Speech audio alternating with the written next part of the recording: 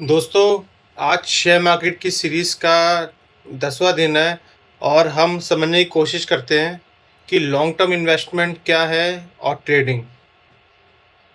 थोड़ा ध्यान से सुनना, बहुत मेन टॉपिक है। हो सकता है इससे आपको ये क्लेरिफाई हो कि आपको करना क्या है शेयर मार्केट में। लंबे टाइम तक बने रहना है या फिर कुछ टाइम तक बने रहना है। चलिए स्टार्ट करते हैं। फ्रेंड्स, अगर हम लॉन्ग टर्म इन्वेस्टमेंट की बात बोलते हैं तो वहाँ पे थोड़ा रिस्क फैक्टर आपका कम हो जाता है। मैं बताता हूँ कैसे।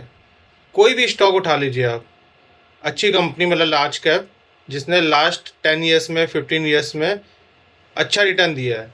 आप उसका ग्राफ उठाओगे, अगर आपने 10 शेयर भी परचेस करे होते और उसको 15 साल पहले लगा के छोड़ दिया होता तो आज उसकी वर्थ कितनी होती आप खुद चेक कर लेना। ऑनलाइन कैलकुलेटर्स बहुत सारे हैं।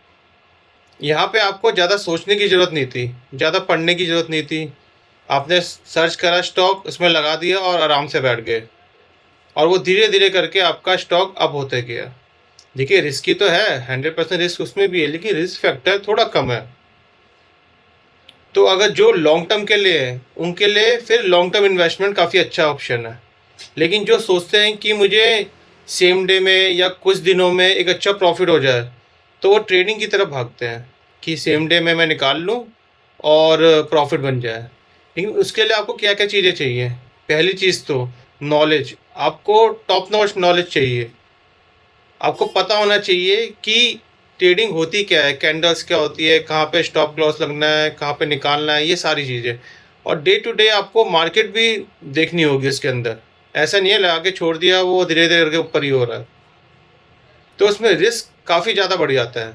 आपको लगता है कि आप पढ़ सकते हैं, बहुत सारे आपको नॉलेज है इसके बारे में सेम डे वाले के लिए, तो आप उसके अंदर जाइए।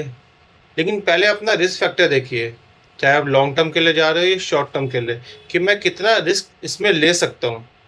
उस हिसाब से आप चूज़ कर सकते हैं आपको कौन सा वाला ऑप्शन लेना है, सेम डे वाला, इंट्राडे या फिर लॉन्ग टर्म इन्वेस्टमेंट। और जितने भी बड़े बड़े बंदों को आप उठाओगे, उनके इंटरव्यू में यही बोला जाता है कि long term investment is one of the best investment. तो ये सब आप पे डिपेंड करता है आपको क्या करना है आगे जाके। आई होप इससे कुछ आपको समझ आया हो। मैं पूरी कोशिश करूँगा आपकी हेल्प कर पाऊँ नॉलेज से रिलेटेड शेयर मार्केट में। लाइक शेयर सब्सक्राइब करते रहना ताकि आपको और डेटा मिल सके। Thank you. एक छोटी सी चीज़ आपको बताना भूल गया मैं, जब आप शेयर मार्केट के अंदर उतरते हैं तो उसके अंदर एक बहुत बड़ी चीज़ है जो आपको समझना बहुत इम्पॉर्टेंट है, और वो चीज़ है आपका रिस्क मैनेजमेंट। रिस्क मैनेजमेंट के बारे में पढ़ लेना, अच्छे से समझ लेना, और किसी को कुछ नॉलेज से रिलेटेड पूछना हो तो कमेंट बॉक्स में लिख सकते हैं।